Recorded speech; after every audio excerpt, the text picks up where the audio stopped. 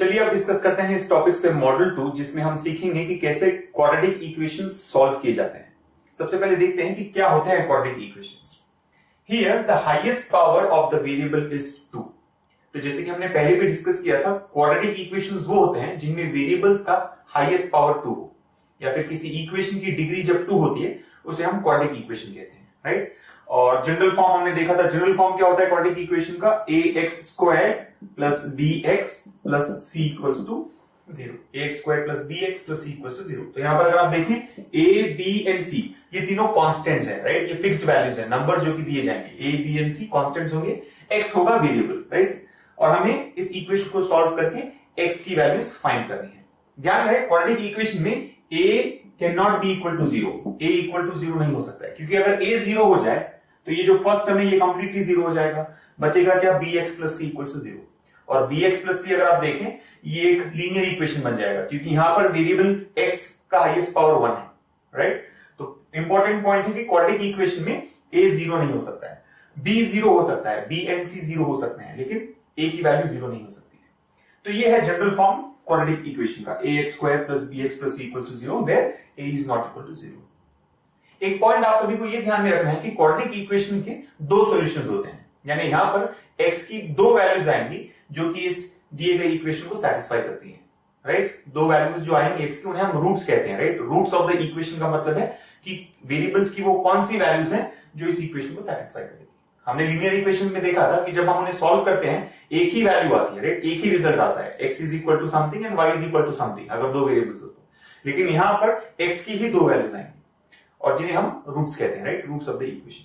तो चलिए देखते हैं कि कैसे हम सॉल्व करेंगे क्वाड्रेटिक इक्वेशंस को। जनरली क्वाड्रेटिक इक्वेशंस दो अलग अलग मेथड्स में सॉल्व किए जा सकते हैं, एक स्टैंडर्ड फॉर्मूला के थ्रू एंड दूसरा है फैक्टराइजेशन मेथड। तो देखते हैं क्या है स्टैंडर्ड फॉर्मूला जिसे यूज करके हम क्वाड्रेटिक इक्वेशन सॉल्व कर सकते हैं, राइट। अब standard formula quadratic equation solve करने का कुछ ऐसा होगा, x is equal to minus B plus और minus root over B square minus 4ac by 2a। x is equal to minus B plus और minus root over B square minus 4ac by 2a। हम देख चुके हैं कि a b and c ये तीनों constants हैं, ये नंबर्स हमें दिए जाएंगे, राइट, ये फिक्स्ड वैल्यूज।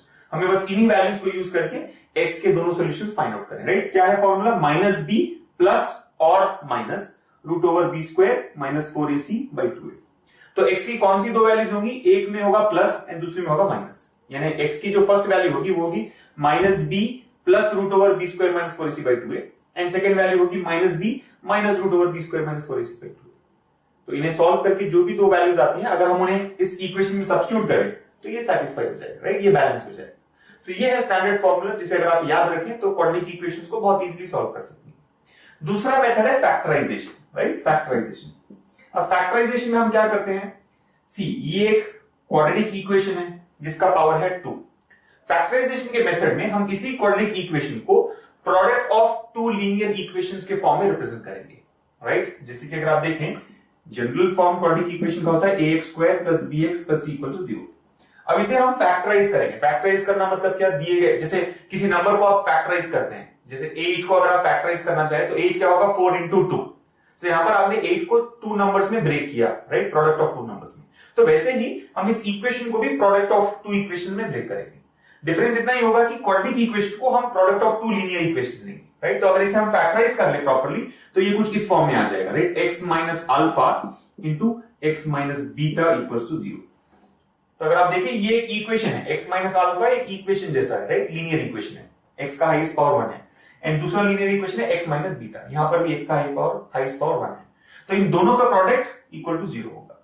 तो बेसिकली हम इसी इक्वेशन को फैक्टराइज करके इस फॉर्म में लाएंगे और जब जैसे ही हम इस फॉर्म में इसे कन्वर्ट कर लेते हैं, x की वैल्यूज क्या होंगी, alpha comma beta, right. Alpha and beta इस इक्वेशन के रूट्स होंगे, यानी x की ये वैल्यूज अगर हम इस इक्वेशन में सब्स्टिट्यूट करें तो ये सेटिस्फाई करेगा।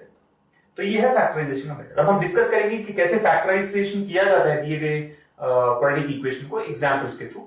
लेकिन इंपॉर्टेंट पॉइंट यहां पर हमें ये समझना है कि दो वेज में हम क्वाड्रेटिक इक्वेशन को सॉल्व कर सकते हैं। एक है स्टैंडर्ड फॉर्मूला जो है माइनस बी प्लस और minus root over B square minus 4ac by 2a and दूसरा है फैक्टराइजेशन जिसमें हम दिए गए इक्वेशन को x minus alpha into x minus beta के फॉर्म में रिप्रेजेंट करेंगे एंड अल्फा एंड बीटा होंगे इस दिए गए क्वाड्रेटिक इक्वेशन के दो रूट्स।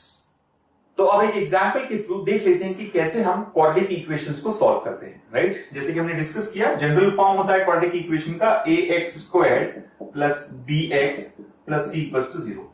तो एक एग्जांपल ले लेते हैं इसी फॉर्म में, राइट। जैसे 8x² plus 10x plus 3 equals to 0। तो अगर आप देखें ये एक क्वाड्रेटिक इक्वेशन है जिसमें x का हाईएस्ट पावर 2 है, राइट। एंड बिल्कुल जनरल फॉर्म में ही है, right. ax² plus bx plus c equals to 0। यहां पर a है 8, b है 10 एंड c है 3। अब हमें इस इक्वेशन को सॉल्व करके ये पता करना है कि x की वो कौन सी दो वैल्यूज है जो कि इस इक्वेशन को सेटिस्फाई करेंगे, यानी बेसिकली हमें इस इक्वेशन के रूट्स फाइंड आउट करने हैं। तो जो हमने दो मेथड्स डिस्कस किए दोनों ही फॉलो करते हैं, राइट। सबसे पहले स्टैंडर्ड फॉर्मूला यूज कर लेते हैं, राइट।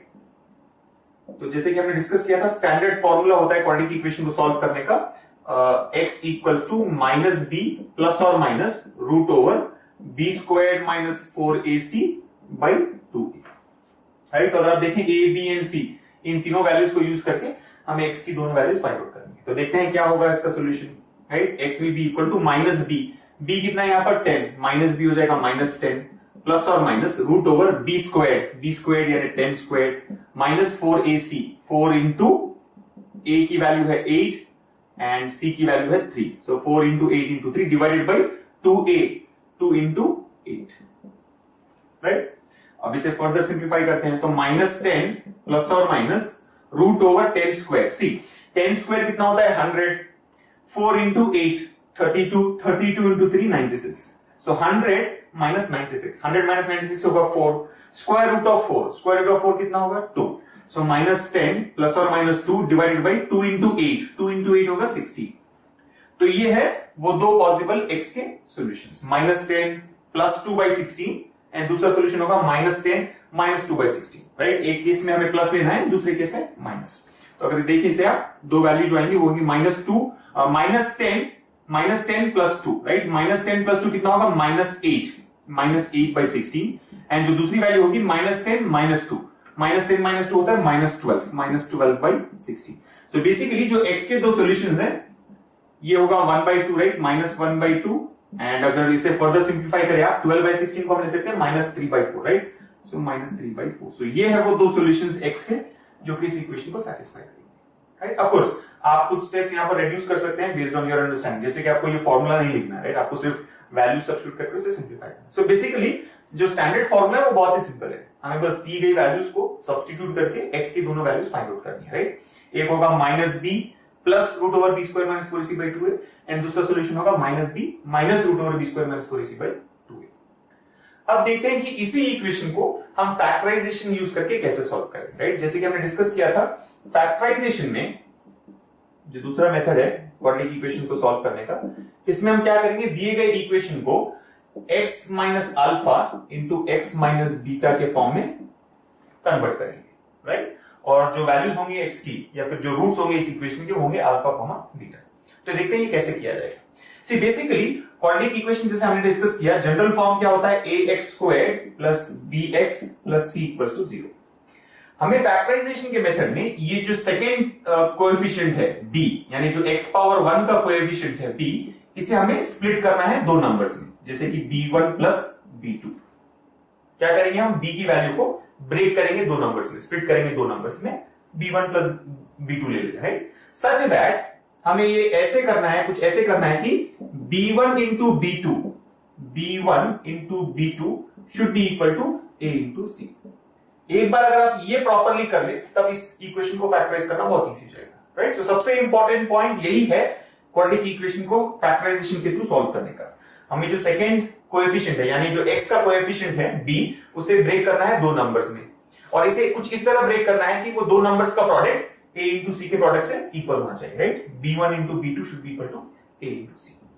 तो देखते हैं कैसे करेंगे इस इक्वेशन को। अगर आप देखें हमें जो इक्वेशन यहां पर दिया गया है वो है 8x² plus 10x plus 3 equal to 0। अब यहां पर a इंटू c की वैल्यू कितनी है, a इंटू c है 8 इंटू 3, 8 इंटू 3 कितना होगा 24। तो हमें अब जो नंबर b है b इज इक्वल टू 10, इसे स्प्लिट करना है। कैसे स्प्लिट करेंगे, ताकि अगर हम जो दो नंबर्स लें b1 एंड b2 उनका प्रोडक्ट 24 होना चाहिए, right. b1 into b2 should be equal to a into c।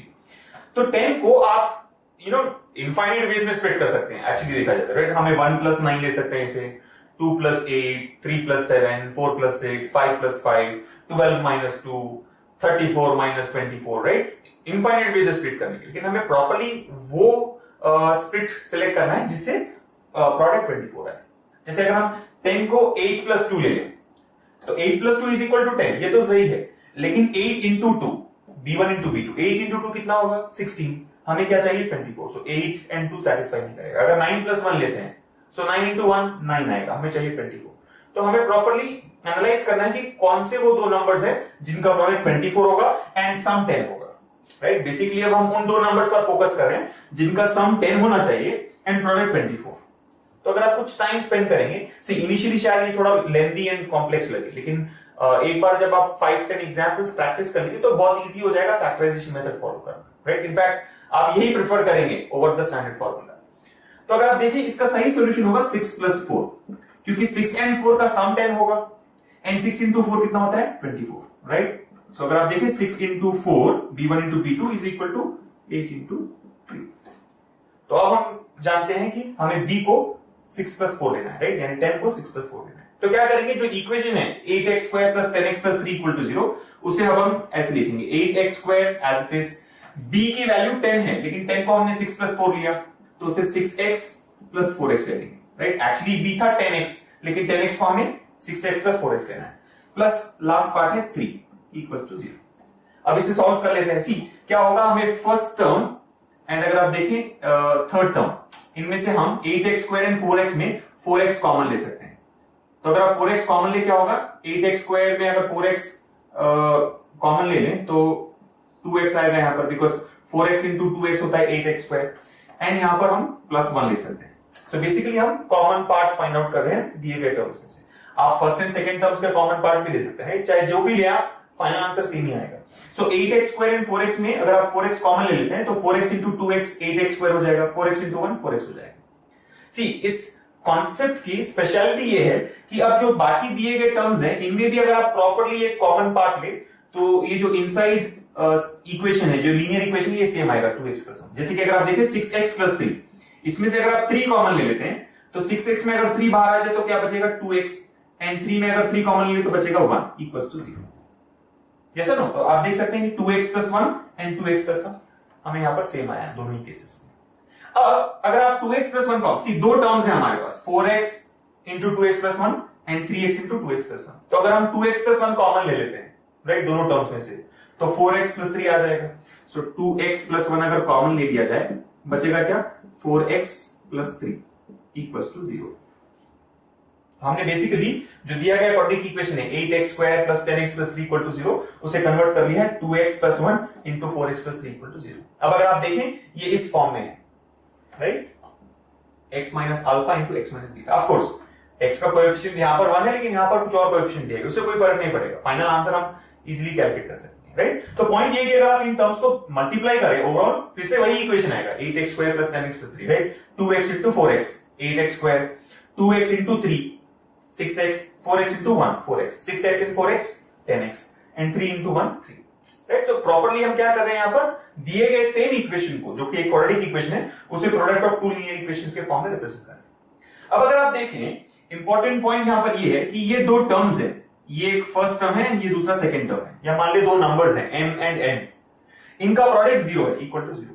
अब किन्हीं दो टर्म्स का या किन्हीं दो नंबर्स का प्रोडक्ट 0 कब हो सकता है, जब इन दोनों टर्म्स में से कोई एक टर्म 0 हो, यानी या तो फर्स्ट पार्ट 0 होना चाहिए या फिर सेकंड पार्ट 0 होना चाहिए, तभी ये 0 होगा, अदरवाइज 0 पॉसिबल नहीं, राइट। डेफिनेटली इन दोनों में से कोई एक 0 होना चाहिए। तो अगर आप फर्स्ट पार्ट को 0 कंसीडर करते हैं, मान ले अगर हम ले लें कि 2x + 1 = 0, तो x की वैल्यू क्या आएगी, x = -1/2, जो कि एक रूट है इस इक्वेशन का।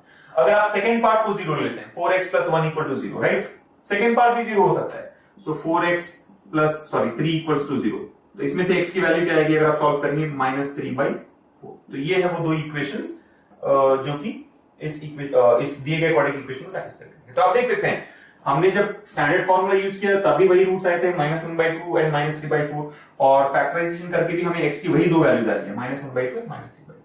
ये देखने में शायद आपको लेंथी लगे क्योंकि हमने काफी डिटेल्ड सोल्यूशन किया है यहाँ पर, लेकिन आप कई सारे स्टेप्स यहाँ पर कट डाउन कर सकते हैं, राइट। बेसिकली आपको प्रोसेस समझना है कि कैसे आप बी को स्प्लिट करेंगे B1 एंड B2 में, such that B1 into B2 equals to A into C। एक बार अगर ये प्रॉपर्ली स्प्लिट कर लिया जाए फिर सोल्यूशन बहुत इजी है। इनफैक्ट आप इसी स्टेप पर रुक सकते हैं, आपको ये लास्ट 2 स्टेप नहीं लिखना है। यहाँ पर x की वैल्यू होगी -1/2 एंड यहाँ पर होगा -3/4, क्योंकि हमें इसे 0 से इक्वेट करना है।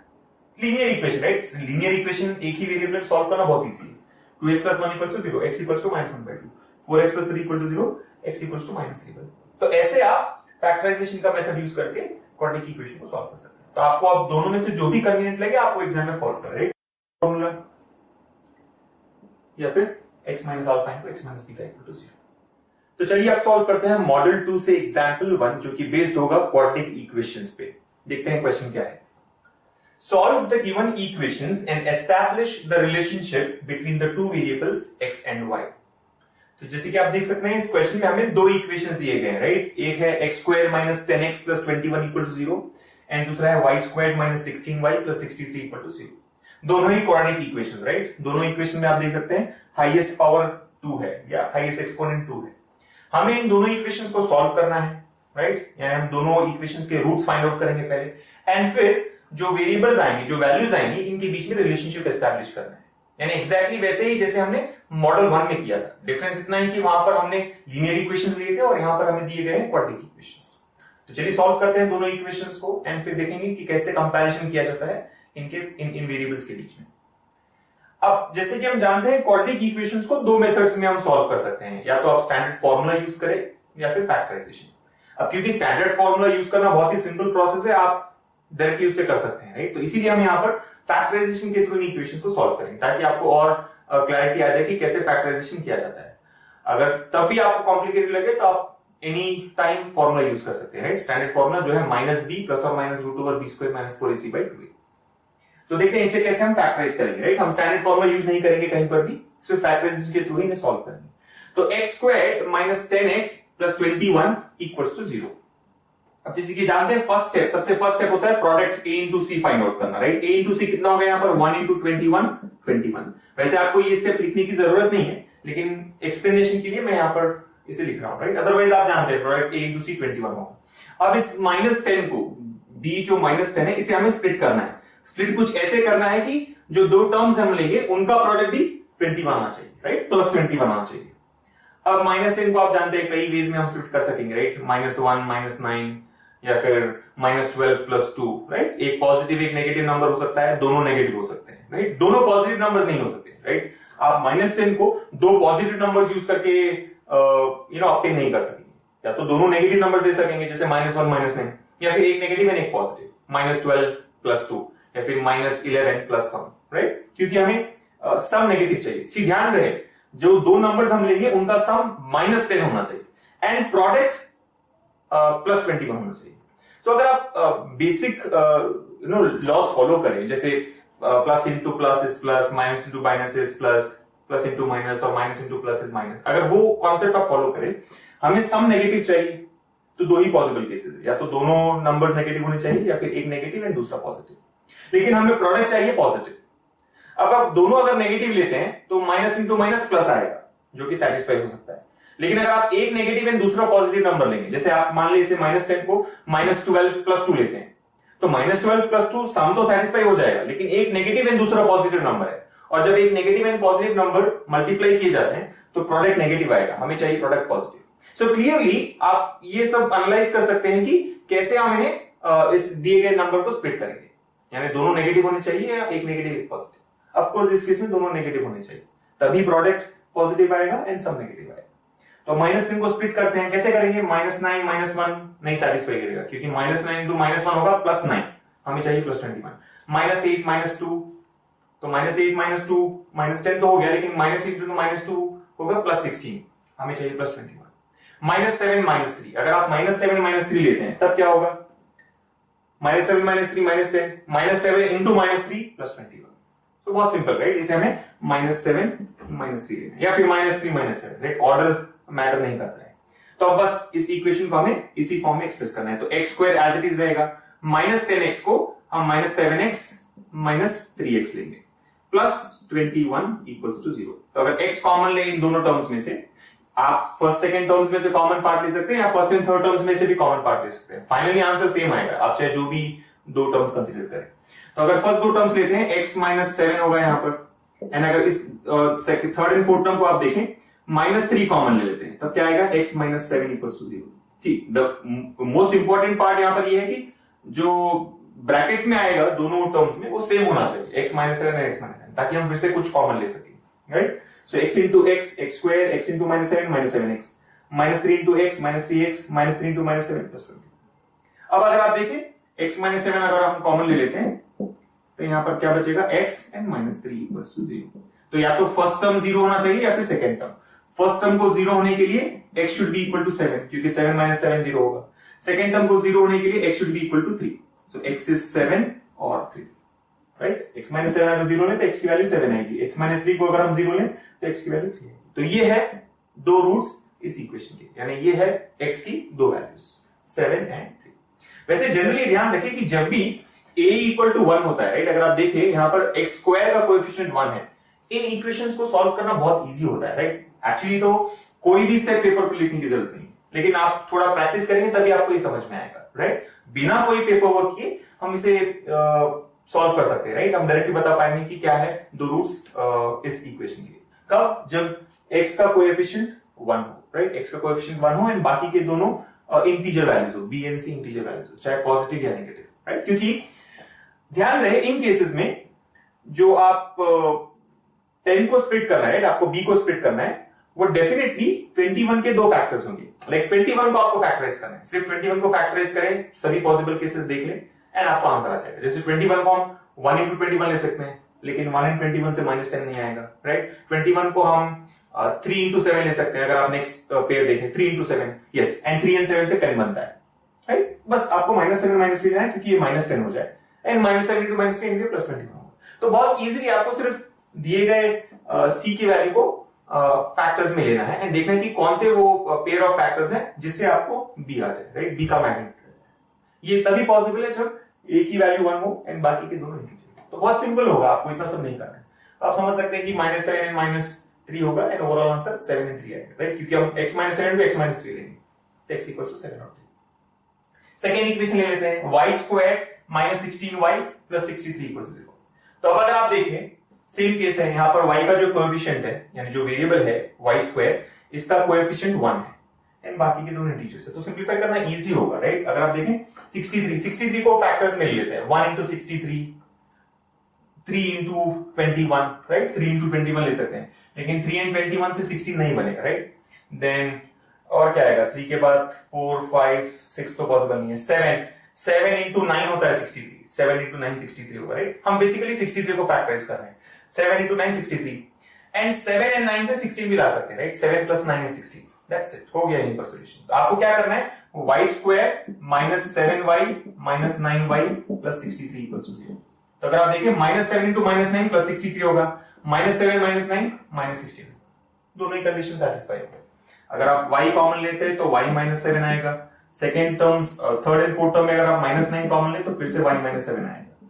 तो डेफिनेटली फिर से आपको y -7 ही कॉमन लेना है, तो y -7 into y -9 equals to 0, यानी y की दो वैल्यूज कौन सी होंगी, 7 और 9। इतना इजी है, सेम सॉल्यूशन हमने फॉलो किया, लेकिन आप देख सकते हैं कि दो ही स्टेप्स है इस बार, थर्ड स्टेप भी नहीं है यहां पर, क्योंकि हमने डिटेल में किया था ये सभी स्टेप्स। तो आप number of steps cut down कर सकते हैं, राइट। फैक्टराइजेशन दिखने में थोड़ा कॉम्प्लेक्स लगेगा इनिशियली, लेकिन एक्चुअली बहुत सिंपल होता है, राइट।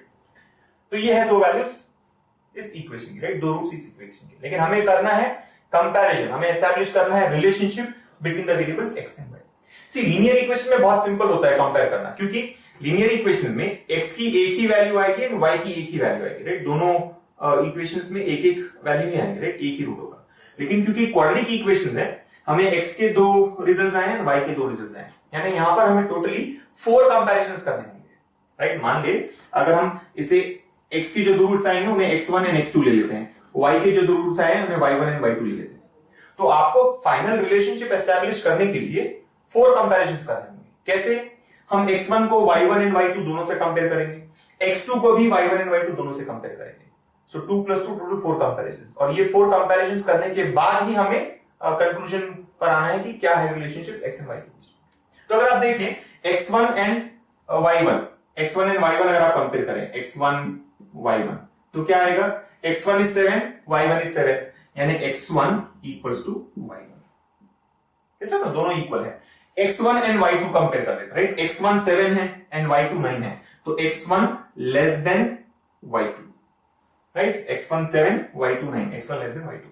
अब x2 को कंपेयर करते हैं दोनों y के रूप से, right. So x2 3 and 7, 3 and 7 में रिलेशनशिप क्या है, 3 लेस देन 7, यानी x2 less than y1। And अब final comparison x2 and y2, x2 equals to 3, y2 equals to 9, 3 is less than 9, यानी x2 लेस देन y2। तो ये है वो 4 comparisons, right. x1 with y1, x1 with y2, x2 with y1, x2 with y2। अब इन 4 comparisons में जो results आए हैं, इन्हें कंबाइन करके हमें ओवरऑल रिजल्ट लिखना है। तो अगर आप देखिए क्या आ रहे हैं रिजल्ट्स, लेस लेस लेस, लेकिन एक केस में x1 x2 से मतलब नहीं है। ओवरऑल अगर आप देखिए ये x है और ये है y, so x less than y, x less than y, x less than y, x equal to y, तो यानी x लेस देन y होगा या फिर x equal to y। So overall relationship क्या आएगा, x लेस देन और equal to y। Final जो answer होगा x लेस देन और इक्वल टू y, यानी x y से लेस हो सकता है या फिर इक्वल हो सकता है। तो ये होगा इसका final answer, x less than और इक्वल टू y। ऐसा नहीं कि क्योंकि 3 केसेस में हमें लेस देन आया है लेस देन y लेंगे, राइट। मेजॉरिटी माइनॉरिटी वाला केस नहीं है। ओवरऑल जो भी रिजल्ट है उन सभी को कंसीडर करते हुए हमें फाइनल रिजल्ट एस्टैब्लिश करना है। सो x लेस देन और इक्वल टू y, राइट। एक इंपॉर्टेंट पॉइंट आपको यहां पर ये ध्यान में रखना है कि कई बार हमें दोनों इनइक्वालिटीज आ सकती हैं। x लेस देन y आ सकता है एंड किसी दूसरे कंपैरिजन में x ग्रेटर देन y आ सकता है, राइट। यानी x less than y and x greater than y। अब इस केस में हमारा फाइनल आंसर होगा relationship can not be establish.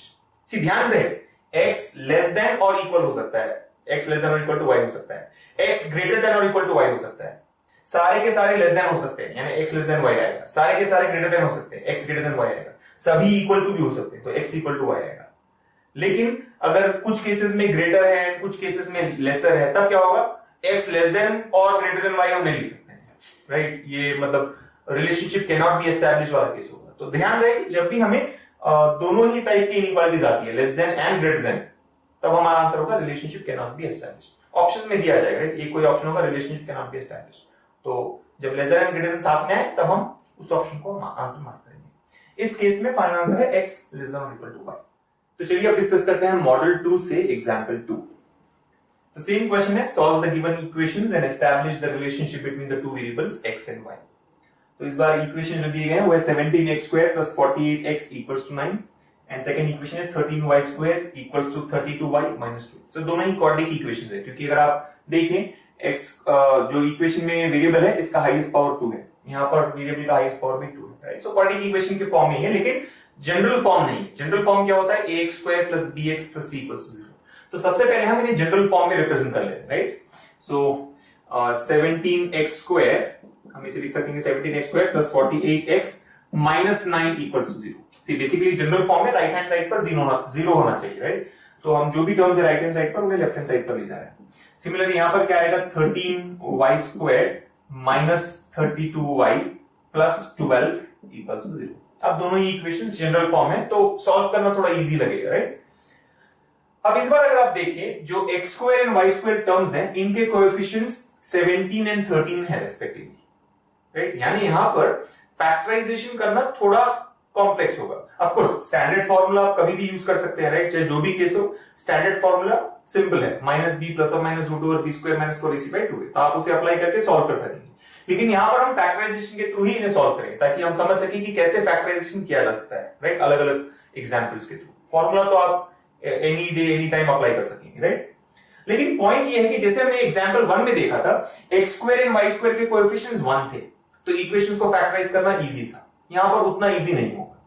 तो चलिए देखते हैं कैसे हम इन्हें फैक्टराइज करेंगे। सबसे पहले आप जैसे जानते हैं a × c हमें फाइंड आउट करना है। a × c क्या होगा, 17 × -9, 17 × -9 होगा -153 और जो b की वैल्यू है वो है 48। सो बेसिकली अब हमें 48 को कुछ इस तरह स्प्लिट करना है कि जो दो नंबर्स लेंगे हम उनका सम 48 होना चाहिए, स्ट्रिक्टली स्पीकिंग +48 होना चाहिए एंड प्रोडक्ट -153 होना चाहिए।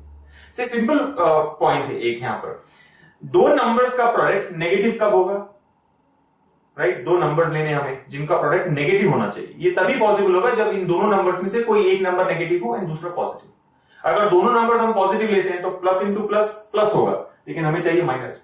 दोनों अगर नेगेटिव ले लेते हैं, माइनस इंटू माइनस भी प्लस होता है, हमें चाहिए माइनस।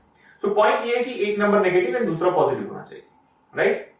और सम डेफिनेटली पॉजिटिव होगा, राइट, प्लस 48 एंड माइनस 53। सो बहुत इंपॉर्टेंट है आपको इस तरह से ऑब्जर्व करके एनालाइज करना कि किस टाइप के नंबर चाहिए, क्योंकि अदरवाइज तो जैसे मैंने बताया बी को स्प्लिट करने के इनफाइनाइट वेज है। 48 को हम 47 plus 1, 46 plus 2, 45 plus 3, 100 minus 52, 200 minus 152 कई तरह से ले सकते हैं, लेकिन क्योंकि हम एक इजी एप्लीकेशन को देखना है, इसीलिए हम ये सब एनालिसिस कर रहे हैं कि नेगेटिव होंगे नंबर्स या पॉजिटिव होंगे, या फिर एक नेगेटिव या दूसरा पॉजिटिव होगा। सो क्लियरली एक नेगेटिव होगा, दूसरा पॉजिटिव। तो देखते हैं कैसे हम इसे स्प्लिट करेंगे। अब वैसे तो कई वेज है, लेकिन इसका सोल्यूशन होगा 51 माइनस 3, क्योंकि अगर आप देखें 51 minus 3 plus 48, 51 into minus 3, 51 into minus 3 कितना होगा, माइनस 23। तो बैलेंस हो गया, राइट, B1 प्लस B2, जिसमें B1 into B2 equals to A into C, right. 51 into minus 3 minus 23। So clearly हमें 48 को 51 एंड माइनस 3 के टर्म्स में स्प्लिट करना है। अब ये कैसे आया, ये तो आपको प्रैक्टिस के थ्रू ही पता चलेगा, राइट। जैसे आप ज्यादा से ज्यादा प्रैक्टिस करेंगे आपको ये सिंपल लगने लगेगा कि कैसे हमें फैक्टराइज करना है। एनीवे, सॉल्व करने के बाद मैं आपको बताऊंगा कि कैसे इजीली आप आइडेंटिफाई कर सकते हैं 51 एंड 3 हमें लेना है यहां पर, राइट। पहले सॉल्व कर लेते हैं इसे। तो 17x स्क्वायर्ड प्लस 48x को हम 51x माइनस 3x लेंगे, 51x minus 3x and last term है माइनस 9 इक्वल्स टू 0। तो हम यहां पर कॉमन लेना है, 17x कॉमन ले सकते हैं। 17x कॉमन लेंगे तो क्या बचेगा, x प्लस 3, राइट, क्योंकि 17x इंटू x होगा 17x square, 17x into 3 51x, and यहां पर हम कॉमन लेंगे माइनस 3, सो फिर से आएगा x प्लस 3। सो बेसिकली जो फैक्टराइजेशन है इस दिए गए क्वाड्रेटिक इक्वेशन का, वो होगा x plus 3 plus 17x minus 3 equals to 0। So x की क्या वैल्यूज आएंगी, एक वैल्यू तो होगी माइनस 3, क्योंकि x प्लस 3 को अगर हम 0 लेते हैं x equals to minus 3, and दूसरी वैल्यू क्या होगी 17x माइनस 3 इक्वल टू 0, यानी x की वैल्यू आएगी 3/17। सो ये है दो रूट्स इस क्वाड्रेटिक इक्वेशन के। अब सॉल्व करते हैं सेकंड इक्वेशन, राइट। तो यहां पर अगर आप देखें a इंटू सी, जो प्रोडक्ट है a इंटू सी, ये आपको स्टेप्स लिखने नहीं है, मैं सिर्फ एक्सप्लेनेशन के लिए यहां पर इतने सारे स्टेप्स लिख रहा हूं, राइट। अदरवाइज आप सिंपल रखें सोल्यूशन को। a into C 13 into 12, 13 into 12 कितना होगा 156, और b है माइनस 32। तो इस बार अगर आप देखें हमें सम नेगेटिव है हमारा यहाँ पर, और प्रोडक्ट जो है पॉजिटिव है, राइट। प्रोडक्ट पॉजिटिव कब होगा, प्रोडक्ट पॉजिटिव तभी हो सकता है जब दोनों नंबर्स या तो पॉजिटिव हो या फिर दोनों ही negative, plus into plus plus होगा, माइनस टू माइनस भी प्लस होगा, लेकिन सम हमें नेगेटिव चाहिए। अगर हम दोनों नंबर्स पॉजिटिव लेते हैं तो सम नेगेटिव नहीं आएगा, राइट। दोनों नंबर्स अगर पॉजिटिव ले तो प्रोडक्ट तो पॉजिटिव आ जाएगा, लेकिन सम नेगेटिव नहीं आएगा, इसीलिए हमें दोनों नंबर्स नेगेटिव लेने होंगे। तो दोनों अगर नेगेटिव लेते हैं, माइनस B1 माइनस B2 जैसे, तो उनका सम डेफिनेटली नेगेटिव ही होगा, एंड प्रोडक्ट पॉजिटिव हो जाएगा, minus B1 into minus B2 plus B1 B2 हो जाएगा, राइट। तो ये आपको प्रॉपर्ली समझना होगा कि कैसे आप साइंस को फॉलो करते हैं। साइंस मतलब SCINC नहीं, science plus minus, in science को फॉलो करते हुए आप इजीली फैक्टराइज कर सकते हैं, या फिर डिसाइड कर पाएंगे कि क्या हमें फैक्टर्स लेने हैं या कैसे हमें बी को स्प्लिट करना है। अब माइनस 32 को आप कई वेज में ले सकेंगे, हमें दोनों नेगेटिव चाहिए, लेकिन क्योंकि 156 चाहिए इनका प्रोडक्ट, बेसिकली 156 को ही फैक्टराइज करना है। अगर आप देखें इनडायरेक्टली हम यहां पर C को फैक्टराइज करके, A इंटू C के प्रोडक्ट को फैक्टराइज करके इजीली डिसाइड कर पाएंगे। सो 156 को अगर हम देखें 26 इंटू 6 ले सकते हैं, राइट। 26 इंटू 6, क्योंकि 26 एंड 6 का सम 32 होगा, एंड 26 इंटू 6 होता है 156। तो इसे हम माइनस 26 माइनस 6 लेंगे, माइनस 26 माइनस 6 हो जाएगा minus 32, and minus 26 into minus 6 हो जाएगा plus 26, right. Minus 26 into minus 6, 20 into 6 126 into 6 36, 120 36 156। अब रिप्रेजेंट करते हैं दिए गए इक्वेशन को इस तरह से, जो 13y स्क्वायर माइनस 32y को minus 26y minus 6y plus 12 equals to 0। तो अगर आप 13y कॉमन ले क्या बचेगा y माइनस 2, एंड माइनस 6 अगर कॉमन ले तो क्या बचेगा y minus 2 equals to 0। So basically यहां पर y की दो वैल्यूज क्या आएंगी, एक तो डेफिनेटली 2 होगा, y इज इक्वल टू 2, और 13y माइनस 6 आएगा दूसरा टर्म, राइट, दूसरा linear equation. 13y minus 6 equal to 0, यानी y की वैल्यू क्या आएगी 6/13। सो ये दो है y की वैल्यूज। अब दो रूट्स x के हमें पता है एंड दो रूट्स y के, इन्हें कंपेयर करके हमें रिलेशनशिप एस्टैब्लिश करना है, राइट। सो कंपेयर कर लेते हैं, क्या होगा यहाँ पर सी अगर आपको वो सब लिखना नहीं है x1 y1 x2 y2 x1 y2 x2 y1 इतना सब टाइम वेस्ट ना करें। बेसिक पॉइंट है कि दो दो वैल्यूज है, 4 कंपैरिजन होंगे और चारों आपको कंसीडर करने हैं फाइनल कंक्लूजन डिसाइड करने के बाद, राइट। तो अगर आप -3 लेते हैं, -3 आप दोनों वैल्यू से कंपेयर कर ले, x लेस देन y आएगा, राइट। -3 अगर आप ले, -3 इज लेस देन 2, नेगेटिव है, ये दो नंबर्स पॉजिटिव है, चाहे कितना भी स्मॉल फ्रैक्शन हो, लेकिन नेगेटिव नंबर से हमेशा ज्यादा ही होगा, राइट, क्योंकि ये पॉजिटिव वैल्यू है बेसिकली। सो x अगर -3 लेते हैं, y 2 and 6/13, so definitely x is less than y दोनों केसेस में। अब इससे कंपेयर करना है, राइट, जो सेकंड वैल्यू है x की, उसे दोनों वैल्यूज y से कंपेयर करना है, राइट, y की दोनों वैल्यू से कंपेयर करना है। तो 3/17 2 से लेस होगा, तो इस बार भी x लेस देन y आ रहा है, क्योंकि 3/17 डेफिनेटली लेस देन 1 है और यहां पर y is equal to 2, so x less than y आ गया। अब सबसे इंपॉर्टेंट कंपैरिजन है इन दोनों फ्रैक्शंस को कंपेयर करना, 3/17 एंड 6/13, क्योंकि देखकर हम नहीं बता सकते कौन सा लेस है कौन सा ज्यादा है, अनलेस आप बहुत स्ट्रांग हो कैलकुलेशन, राइट। इसे कंपेयर करना बहुत इजी है, -3 is less then 2, -3 is less then 6/13, 3/17 is less then 2। तो अभी तक तीनों केसेस में x लेस देन y आया है, लेकिन सबसे इंपॉर्टेंट कंपैरिजन है 3/17 एंड 6/13 का, राइट। वैसे आप अगर देखें विजुअली 3/17 इज इक्वल टू 1/6, क्योंकि इसे आप अप्रोक्सीमेटली 18 ले सकते हैं। 1/6 कितना होगा, 16.66%, राइट। हमने डिस्कस किया है कि कैसे हम फ्रैक्शंस को कंपेयर कर सकते हैं, राइट। अगर आप नंबर सिस्टम्स का वीडियो फॉलो करें, हमने वहां पर देखा है कि फ्रैक्शंस को हम मल्टीपल वेज में कंपेयर कर सकेंगे। एक मेथड होता है परसेंटेजेस में कन्वर्ट करना इन्हें, तो 3/17 को हम 1/6 ले सकते हैं अप्रोक्सीमेटली। 1/6 होता है 16.66% एंड 6/13 को अप्रोक्सीमेटली 1/2 लेंगे, 1/2 होगा 50%। अब डेफिनेटली 16.66% इज लेस देन 50%, तो इस तरह से आप देख सकते हैं x लेस देन y।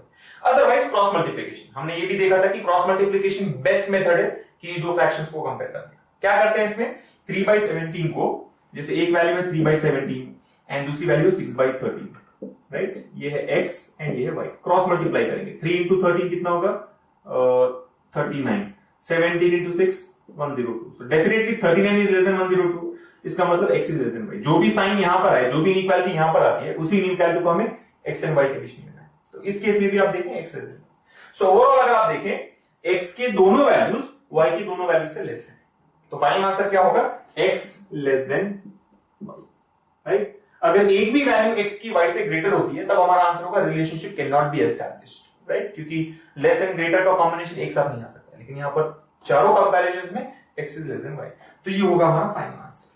तो कुछ ऐसे ही आपको क्वाड्रेटिक इक्वेशन के क्वेश्चन एग्जाम में पूछे जाते हैं। बेसिकली जनरली ये 5 मार्क्स का क्वेश्चन होता है, जहां पर 5 सेट्स ऑफ इक्वेशंस दिए जाएंगे एक्स एंड वाई के टर्म्स में, राइट, एक्स एंड वाई के वेरिएबल्स में हमें सॉल्व करके रिलेशनशिप एस्टैब्लिश करना होता है। तो बेसिक आइडिया है कि या तो आप फॉर्मूला फॉलो करें या फिर अगर आप फैक्टराइजेशन पर प्रैक्टिस करें तो बहुत ईजी हो जाएगा। अब देखते हैं कि कैसे इसे एक्चुअली स्प्लिट करना है। मैं जानता हूं अभी तक आप कुछ कंफ्यूज होंगे कि ये बहुत डिफिकल्ट है, 48 को 51 - 3 हम डिसाइड करें, -32 को -26 है -6, ये हम कैसे डिसाइड करें। सी एक हिंट यहां पर मैं आपको ये दे सकता हूं कि अगर आप देखें, हम स्प्लिट करने के बाद क्या करते हैं, 17x² + 51x - 3x - 9 हमने दिया है। स्प्लिट करने के बाद हमारा नेक्स्ट स्टेप क्या होगा, हमें कॉमन टर्म्स देने हैं। 17x² एंड 51x में हमें कॉमन टर्म्स देने हैं, 3x एंड -9 में हमें कॉमन लेना है कुछ, राइट। सिमिलरली यहां पर भी अगर आप देखें 13y² - 26x - 6y - 26y - 6y + 12 = 0, यहां पर भी फर्स्ट दो टर्म्स में हम कुछ कॉमन ले रहे हैं, सेकंड दो टर्म्स में हम कुछ कॉमन ले रहे हैं। तो बेसिकली अगर आप ऑब्जर्व करें 17 एंड 51, इन दोनों के बीच में एक फैक्टर एंड मल्टीपल वाला रिलेशनशिप है। 17 51 का ही एक फैक्टर है, या फिर हम कह सकते हैं कि 51 17 का multiple, right, 51 is 17 into 3। Similarly 3 और 9 को अगर आप देखें, ये भी एक फैक्टर्स एंड मल्टीपल वाले रिलेशनशिप है इन दोनों के बीच, right. 3 is a factor of 9, 9 is a multiple of 3।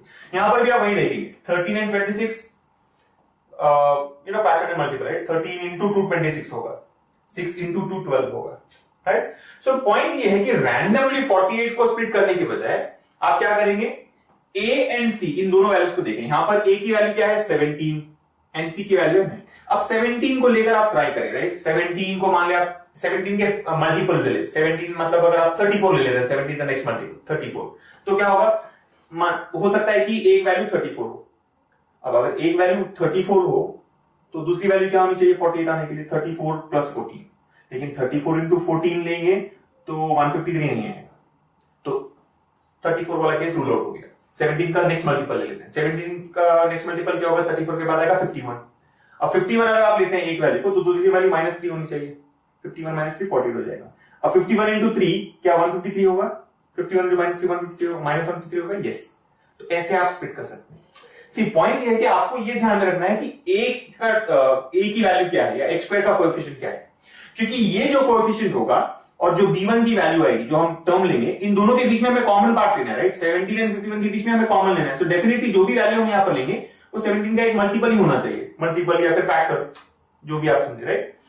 सो ऐसे आप इन्हें इजीली स्प्लिट कर सकेंगे। जैसे इस केस को अगर आप देखें, फाइनल सॉल्यूशन हमने कर लिया है, लेकिन अगर आप रिवाइंड करें कि क्या हमने किया था, यहां पर हमें -32 दिया गया था और बोला गया था कि इसे आप स्प्लिट करें।